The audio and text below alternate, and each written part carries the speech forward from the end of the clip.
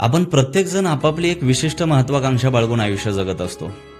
ठरवलेलं असतं थांबायचं नाही, थकायचं नाही, कारण तर द्यायचीच नाही. पण इतका निश्चय करूनही, प्राणांती प्रयत्न करूनही जेव्हा सातत्यानं अपयश येतं, तेव्हा मात्र आपल्या महत्वाकांक्षेवर ठाम राहणं अवघड होऊन बसतं. थांबा, ज्ञानेश्वरीतली एक सुंदर ओवी सांगतो. नाना घनीभूत सुवर्ण, जैसे न्याहाळिता साधारण, मग अलंकारी बर्वेपण निवाडू दावी. माऊली ज्ञानोबराय म्हणतात, सोनं दिसायला साधारणच दिसतं, पण जेव्हा सोन्याचं रूपांतर अलंकारात होतं, त्याचा जेव्हा दागिना तयार होतो, तेव्हा त्याची शोभा काही निराळीच असते. आता मूळ सोन्यातलं आणि दागिन्यातलं वेगळेपण सिद्ध करण्याची जी काही प्रक्रिया आहे, ती ओलांडून चालेल का? प्रोसेस स्किप करून चालणार नाही.